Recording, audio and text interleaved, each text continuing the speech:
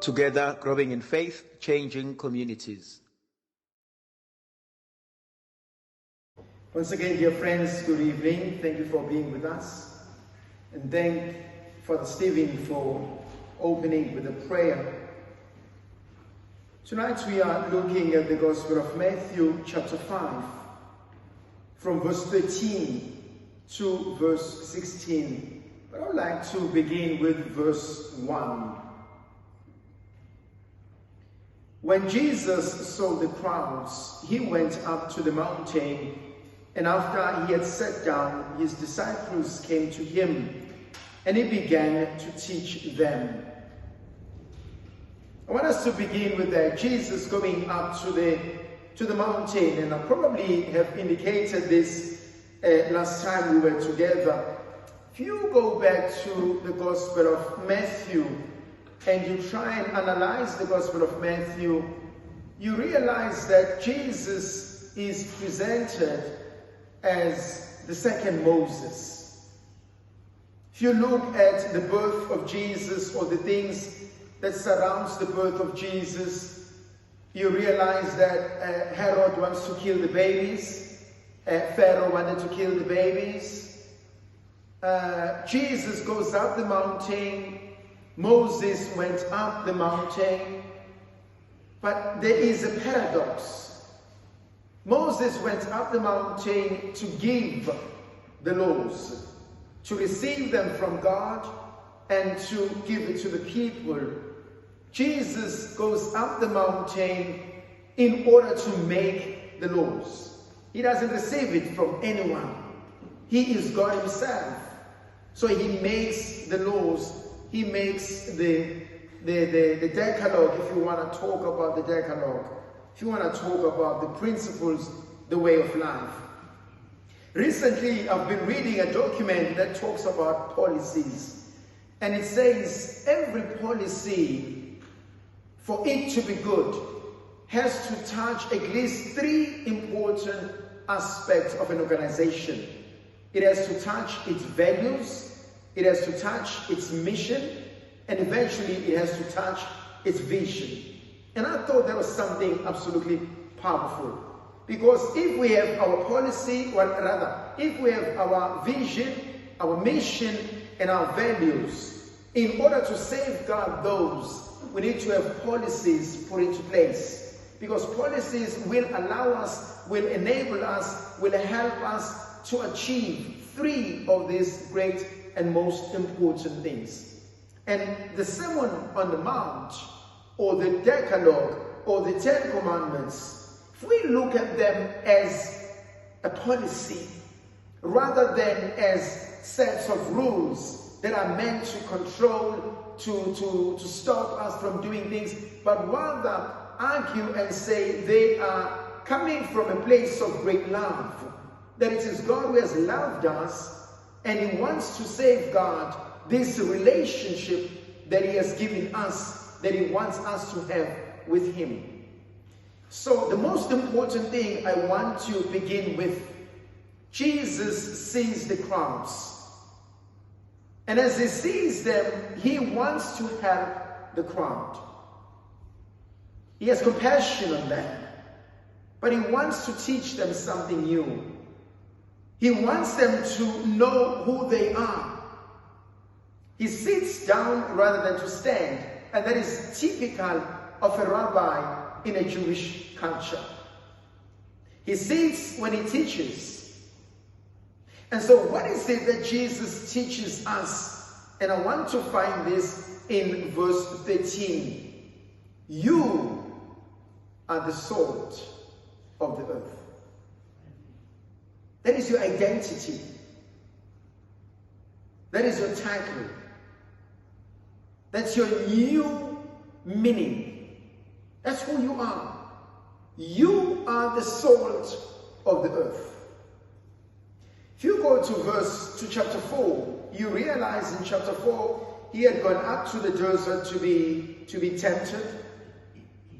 And towards the end of his temptations, he calls Simon and his brother Andrew. He calls the sons of Zebedee. This is the beginning of the Galilean ministry, where he goes out and he goes into their synagogues and he preaches and he heals quite a number of people. And so Jesus is already known by the people. He had gone to the Decapolis, the 10 cities. He had gone to different cities and villages. So Matthew says he is already known. And Matthew says he already has a following. And he looks at all of them. He doesn't say, I'm speaking to you, I'm ignoring you. He doesn't say, I'm seeing you, I'm turning a blind eye. No, he's talking to everybody. But he also speaks to us today, this evening. You are the salt of the earth. You are the salt. What does that mean? That's how God sees us. Now, if you are a cook or you love cooking, I mean, you've got a 5 kg pot. You're not going to put a 5 kg salt to season your food. Just going to have a pinch of salt, a teaspoon or a spoon, but it does so much. What does this say, at least in my reading? Is that God believes in you, that you're good. How many of us believe that God makes no junk? And it's true. God makes no junk. You are the masterpiece of God. The greatest thing he has ever created pertaining to you. I may not see myself as good. I may not feel that I'm great. People around me may have told me of my weaknesses, but God still sees beyond that. It doesn't mean that God is blind to my faults, to my flaws, to my mistakes. No. He knows it. He sees it. Go to Psalm 51. Have mercy on me, O God, for my sin is before me. Against you, you alone have I sinned. David acknowledges that he has sinned. Go to Psalm 139. If you, O God, should mark our guilt, Lord, who would survive? For with you is found mercy. So make no mistake, God knows the other part, but he still loves us. What does it imply when he says you are the salt of the earth? There are two ends here for me. The first one is the subject, the salt. The second one is the object, the earth. This is created in order to influence that. You belong to the world or to the planet Earth as an agent of God. And St. Paul will establish this theology when he says, we are the ambassadors of Christ. We are co-heirs of God. It is as if the Lord waits on us, trusts us, hopes that we will do that which he knows needs to be done.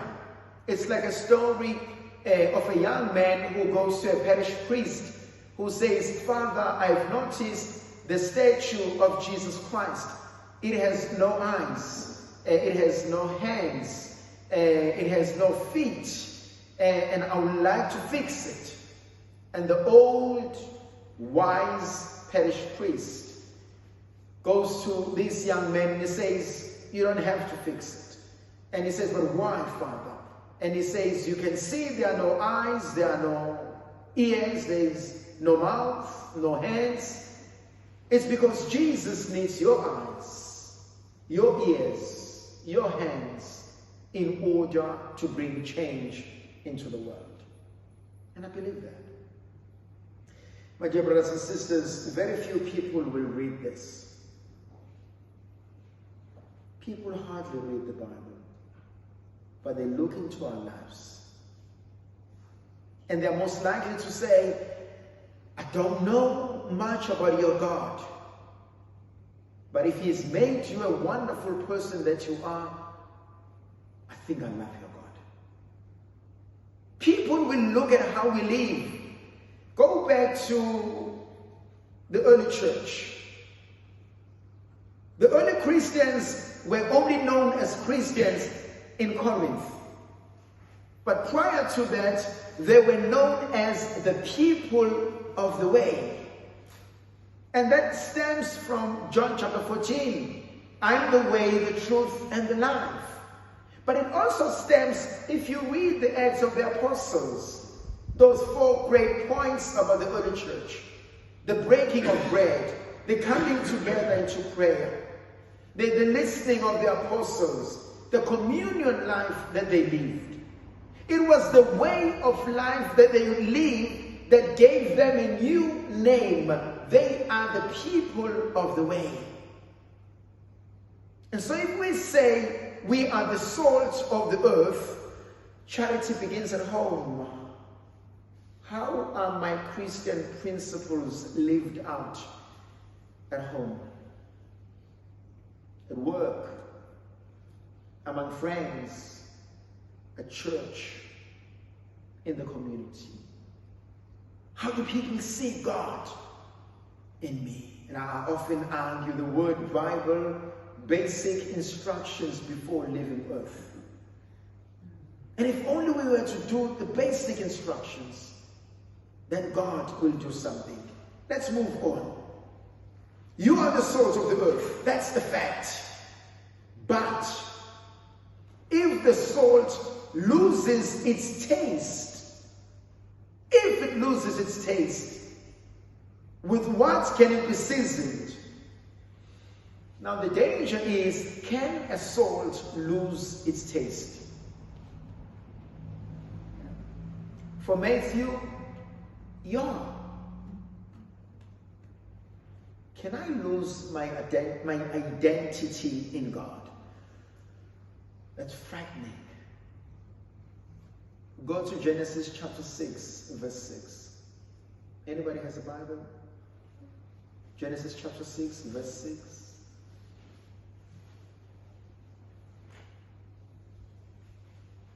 If somebody has found it, please read it out for us.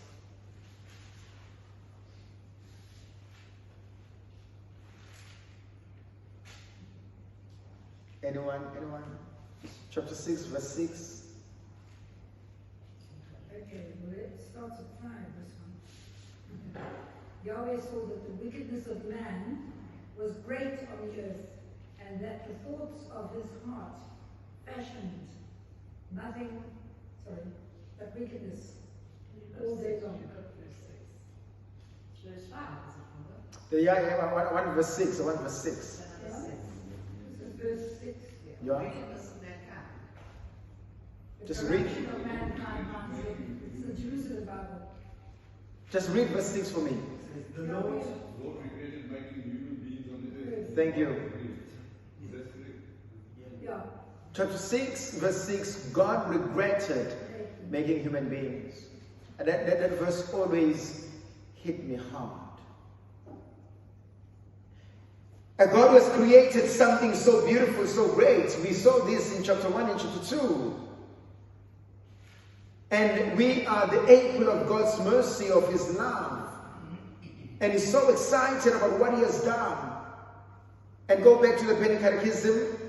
Who made us God? Why? To know Him, to love Him, to serve Him. But eventually to live with Him forever in heaven. But we are made in love, by love, for love. Then you go to chapter 6, verse 6. God regretted having made human beings.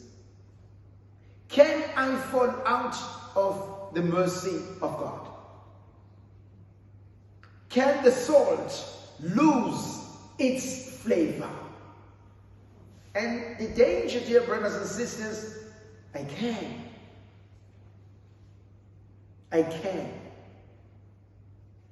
I can lose who I am. I can be swayed and do things differently. I can forget the grace of God in my life. I can choose different things. Go back to the Gospel of Luke chapter 15, the older son. Listen to the words of the older son. When his father begs him to come home and stay and celebrate, these are the words that he says. He says, I have worked for you like a slave. He sees himself as a slave while the father treats him like a son. He says, all these years I've been nothing to you but a slave. And so you start to wonder, who was the prodigal son? The younger or the older? Who was away from home? The younger or the older? Go to the book of Numbers, chapter 13, verse 33, which is probably the last verse in that chapter. It is God who goes to Moses and who says to Moses, go and send the spies to go and scout out the land of Canaan. This is the land, I'm going to give it to you. But take the men to go and scout it. And so he takes leaders from every tribe and he says, go out into the land of Canaan, scout it out. They come back with a report. Now, what frightens me, these are not ordinary people. These are leaders. It's like something that I read. A flock of sheep being led by a lion will destroy a herd of lions being led by sheep. Did you get that? Flock of sheep being led by a lion will destroy a crowd or a group of lions being led by a sheep. In the absence of legitimate leadership, illegitimate leaders emerge. If I cannot lead, someone else will lead. If I cannot take care and control and lead my life, someone else, something else will lead my life. Now these are leaders in chapter 13. And Moses sends them out to scout the land. They come back and they say the land is fertile. And they bring the fruits. The land is beautiful. And they say all these beautiful things about the land. And they start to discourage people by saying, we saw the giants. And we felt and saw ourselves as grasshoppers in their presence. That's how they saw themselves. It's not how the Canaanites saw them. And sometimes we can fall into that trap. But I'm not worthy. But I'm a sinner. I have a problem with alcohol. I have a problem with my children. I don't have time, I'm busy. I'm useless. We give ourselves names. We limit ourselves. We speak words that demean us. We don't believe in ourselves as we should. So I can lose it based on the outside factors, but I can also lose it based on how I see myself. I always make an example. 2 children, 2 babies, baby A and baby B. Baby A lives in a family where they are affectionate. They are not afraid to show love, to pick up the baby, to kiss the baby, to play with the baby, to spend time with the baby. Baby B, very rigid. They don't show any affection, they don't show any love, they don't show any emotions. They still raise both of them great. Which one will live a happier life?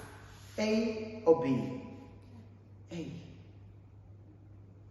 Because A lives in a family where it's okay to cry. It is okay to say, I love you. It is okay to hug. It's okay to kiss. It's okay to play around. In baby B, you're not allowed to show emotions. Men don't cry. It's okay for men to be angry, but not to cry. We just have to suck it up and move on and live with it. And so too, how do I see myself? This is how God sees me. How do I see myself? We spoke about this, I think, last time or 2 weeks ago. Sometimes we can be excited, we can be happy, and a memory from the past. I think of, oh, I've committed that sin. Oh, I've done that. And it just emerges, it comes back. And that has a tendency of dampening our spirits. And I can argue that that doesn't come from God. But how often do we allow that to destroy the good inside of us? Then there are also people around us, family, friends, colleagues, spouses, parents, but you will never amount to anything. You are as useless as your mother or as your father. No one in your family has made it. What makes you think you're different from them? But look at what they've done. You guys are always the same. You know, it's like the people on the other side of the bridge. We have an opinion about those. They have an opinion about us. And sometimes we allow the prejudice, the past experience, to destroy who we are. So the question is, does the salt lose its flavor? And I think it can. Let's move on, dear friends. Then the author says, with what can it then be seasoned? It is no longer good for anything but to be thrown out and be trampled underfoot. There's nothing we can do with it. The only thing we can do is to throw it down and walk all over it. Does God do that to us? No.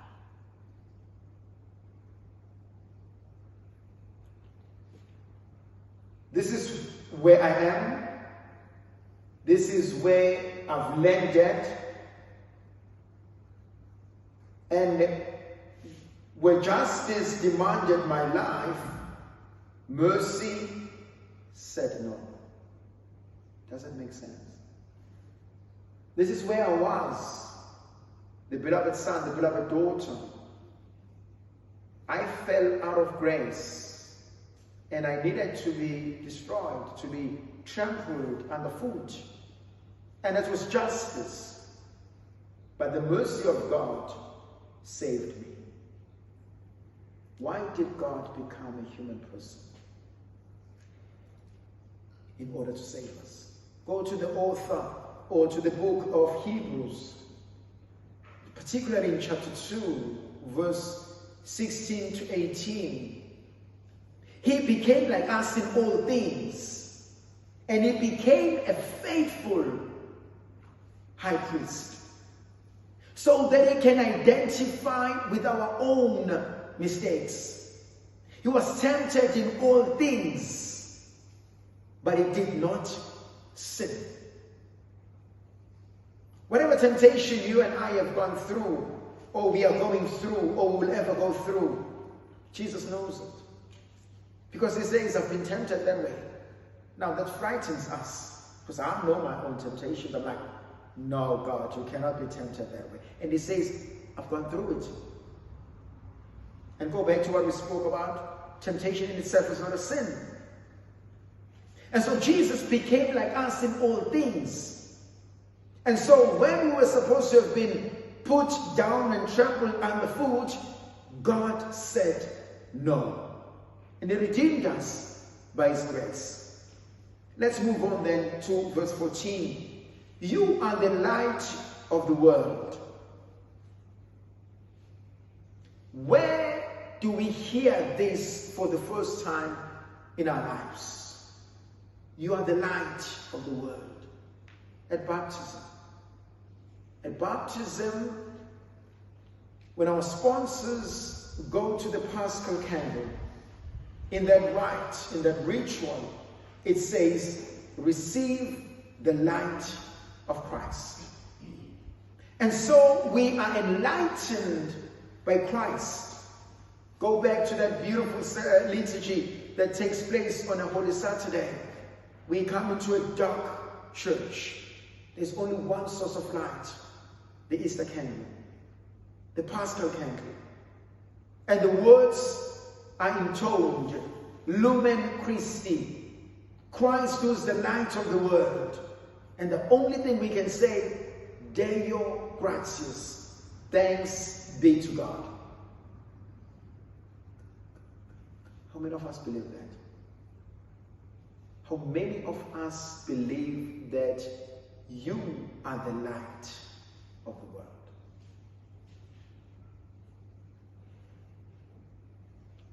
That God has put you wherever you are for a purpose. You remember last time I made a controversial statement. I said the grace of God will never leave you where his mercy will never sustain you. How many of us believe that you are where you are meant to be and you are still called to be the light of the world? Let me make a rather unfortunate example. Consecration camps. You remember those? There were people in consecration camps. Almost all of them suffered. But there were people who did not allow that suffering to turn them into bitter people. They stayed in the camps, but they allowed God to use them in order to bring life to their fellow brothers and sisters. And so we may be going through a very difficult moment as a family, as a church, as a community, as an individual. But does God abandon his people? I don't think so. He never does. He remains with us. He stays with us. But do we always see the light? No, not always. A typical example, if we were to switch off the lights in this church, immediately we will go into darkness. And maybe for the first 2-3 seconds, we will not see anything. But after a minute or two, our eyes will become accustomed to darkness. And after 30 minutes, an hour, we will start seeing things and we become comfortable. Go to the Gospel of John chapter 1 from verse 3, 4, and 5. Jesus came into the world as both life and light. He is the light that dispels all darkness. The two can never coexist. Light and darkness. The light will always overcome darkness. By its nature, the light will always overcome darkness. There are a few things I want to talk about. Father Stephen, allow me to play with your candles. I'll get you another one, okay?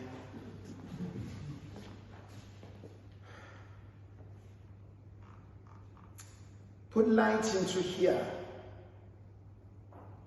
This will burn. Why will this burn? Two things will happen. The wick will eat of its wax in order to give light. Unless there is wax or oil, the wick will not sustain the light. By its nature, the wick on its own, it's weak. It has to eat of its own wax, of the oil, in order to give light. That's point number one. When a candle is lit, notice one thing. It never gives light to itself, but it gives light to those around it. Most likely, there is always darkness or a shadow around a candle. Let's analyze those two things. In order for you and I to give light, what is the wax, the oil that allows you, that gives you energy, that gives you power and purpose to give light? Go to the Gospel of Matthew 25. The maidens, the 10 maidens or the 10 virgins, the 5 that were wise and the 5 that were foolish. What was the difference between them?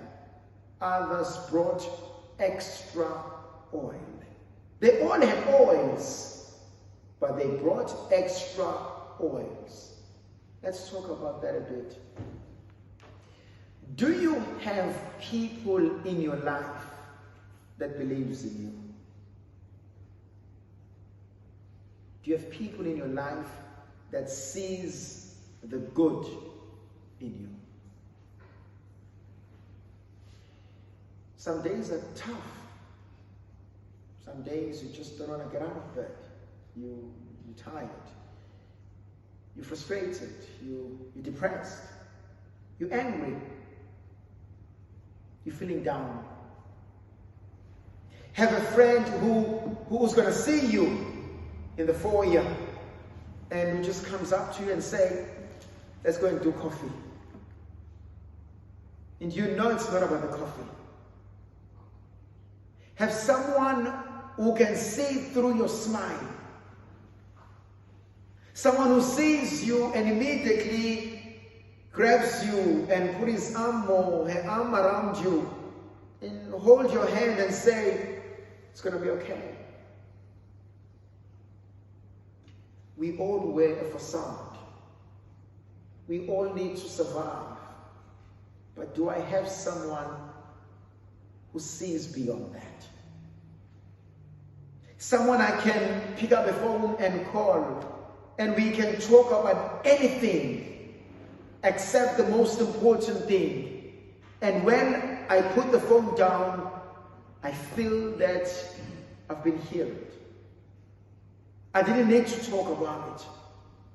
Do you have someone that you can talk to, and when you finish the conversation, you can say to yourself, I feel that I was heard.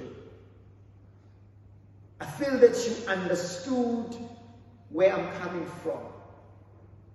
That you could sit at the fireplace in total silence and still feel that you are loved. Who is the oil in your life? Who gives you a reason to get up every day? Who's the person that sees the good in you? There's no place like home. Because at home they know everything about us. They know our flaws. They know our mistakes, They know us when we get up in the morning, when we're still grumpy. They know when we have not even made our beds, They know everything. They still love us. They still accept us. In the world, we work to be accepted. But do you have a place? Do you have someone that just appreciates you and loves you? The other thing that I also find absolutely amazing about the concept of light is that I may have this candle and I may ask you to bring your own candles. And I say, come and take light from here. And you all come and you take the light from here. In as much as you all take the light from here, does this candle lose its light? No. It never. And yet it has given light to you. It has given light to you. It has given light to all of us. That's what Jesus says. He says you are the light of the world. You will continue to do good. You will inspire people to be themselves, to be their greatness. Go back to that beautiful Gospel of Mark in chapter 7. That's the maker of the Gospel of Mark. Jesus goes to Caesarea Philippi and he asks the question, who do people say that the Son of Man is? Who do people say that I am? My dear brothers and sisters, do you know that I can be 60, 70 years old and still not know who I am? I don't know who I am. I identify myself as the mother of so and so, the father of so and so, the husband, the priest, the whoever. But take all those things away. Remove all the accolades, all the certificates, all the degrees, all the achievements. Who am I? Take all those other things. Do I know who I am? Jesus says you are the light of the world. Will people always prefer light? No. Go back to the example I made. Imagine we had come in a dark church, like on Holy Saturday. We come into a dark church. And I hope you only switch on the lights during the Gloria, eh? Thank God. Imagine we come into a dark church. We don't know who's who and who's there, but eventually we can make our fill. And at the Gloria, Father Stephen intones the Gloria, and the choir responds, and the altar servers run around and they switch on the lights. Our eyes are not good. They don't like that. Have you noticed that? We're like, no, we like the darkness. Wait till then, there's nothing we can do. Then we start looking at the beautiful decorations in the altar. And look, wow! But do people always love the light? Not always. Do we always love the truth? Not always. And that's the truth of our lives. Is that we can stay in darkness so long. And sometimes we overstay there. And when the light comes, we fight it. And so too in our families. They're not always going to love the truth. We're not always going to love the truth. We're not always going to search for the light.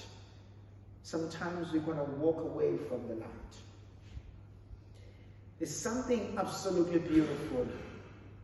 If you face the light, let's say you have a spotlight over there, and you're moving towards it, or the sun moving towards it, where is the shadow?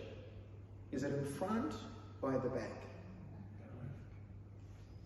It's at the back. You are moving towards the light. Your shadow is at the back. There are people who have a tendency of picking up the things from your past. But this is what you used to do. This is who you were. This is what you did. Blah, blah, blah, blah, blah. Why do you bother about those? It's not in front of you. You're not moving towards it. The further you move toward, or the closer you move towards the light, the further the shadow leaves you. And there are some people who have the tendency of digging from your past.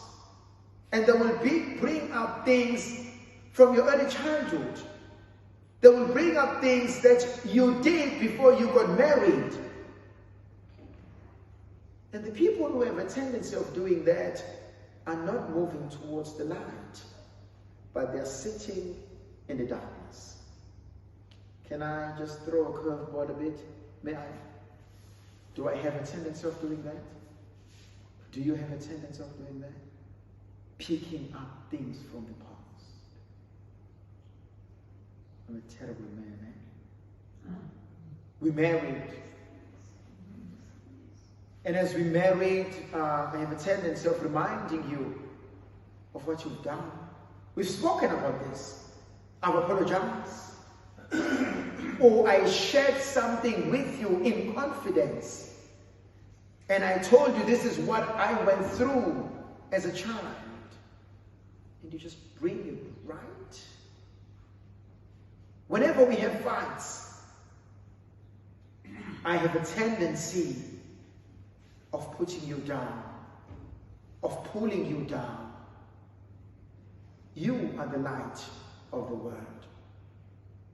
Now Jesus makes something absolutely powerful. He says a city set on a mountain cannot be hidden. If you are the light, you are like a city on a mountain, and that cannot be hidden. How many of us are living our Christian lives under the bushel, under the basket? You know, we don't talk about Christianity, you know. We may be having dinner. We can talk about every other thing, but we don't talk about our faith. Why? No, it's a private matter. It's between you and God. We don't talk about it. You know, one of my professors used to say, probably Paul was a tent maker. And he would argue, say, probably Paul, as he was making his tent, that's how he preached. He would be making a tent. You know, you read about Paul in the book of the Exodus, the Acts of the Apostles. You know, they lived next to the sea, and that place was a bit smelly because, you know, the fishermen will go and pick up the fish, and they'll kill some and they'll leave them there. But Paul will be there making his tent. Paul will be in prison. Can you imagine? Paul in prison, and he's with Silas. You remember that story?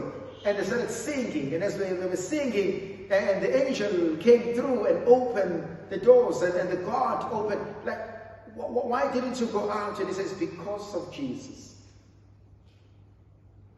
Do we still speak about God in with our families, at work? At schools, we no longer talk about God. Eh? We observe a moment of silence. Why? We don't want to offend our brothers and sisters. Are we still a city built on a mountain? Are we still the beacon of light?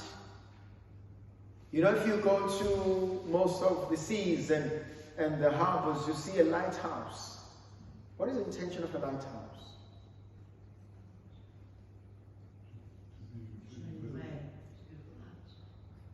Do we still give way? Do we still show people this is the compass? This is the direction. You want to follow God? Look at me. Paul says that. Says you want to follow Jesus? Look at me. But I'm afraid of saying that because I don't know what you're going to see when you look at me. Let's continue, dear friends. In verse 15, nor do they light a lamp and then put it under the bushel basket. It is set on a lampstand where it gives light to all in the house. Just as your light must shine before others, that they may see your good deeds and glorify your heavenly Father. I like those. Nobody takes the light and puts it underneath, but they put it on top. Why am I afraid to tell you who I am? It's a beautiful book written by John Powell. If you get a chance, read it. Why am I afraid to tell you who I am? He ends his book by saying, I'm afraid to tell you who I am because you may just reject me.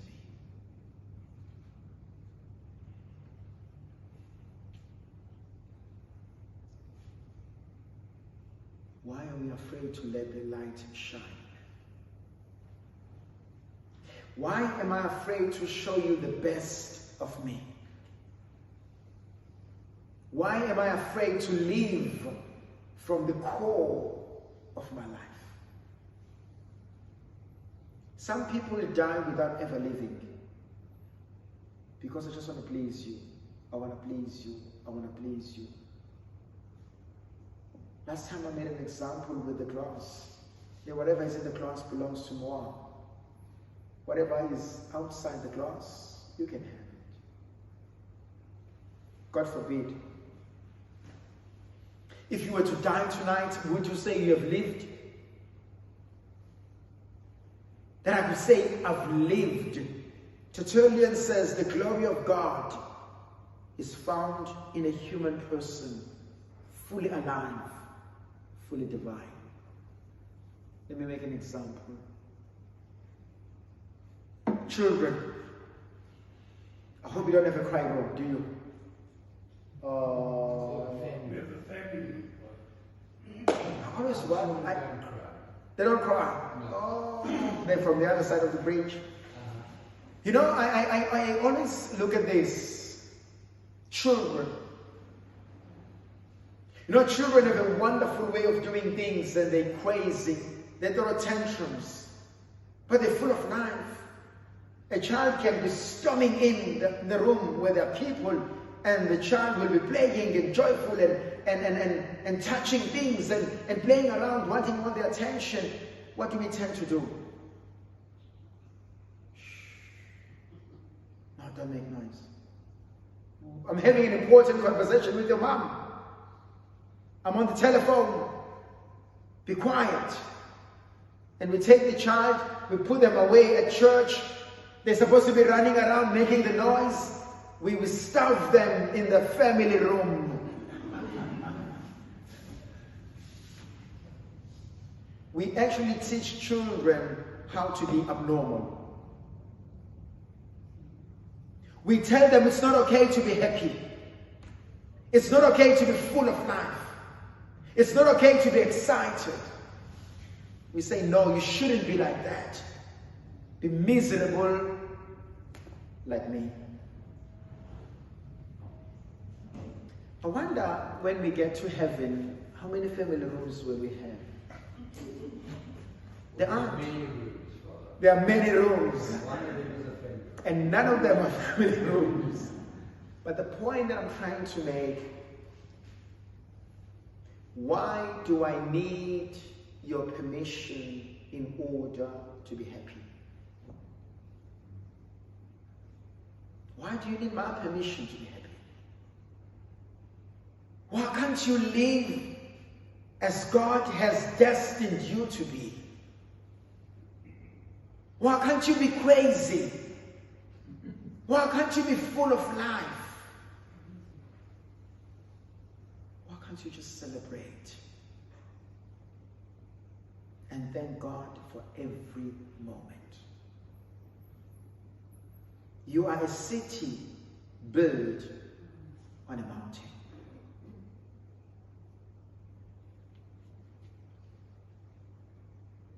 Can people see that you are happy? is the light. Why is it there? Why am I afraid to leave the best of me? We can be married. Instead of complimenting each other, we compete. Instead of wanting the best from the other, we always look for mistakes and faults. Why can't I just let you be? Let's come towards the end. Let your light shine before others, so that they may see your good works and give glory to God. Those are three powerful statements. Don't be shy. Be generous.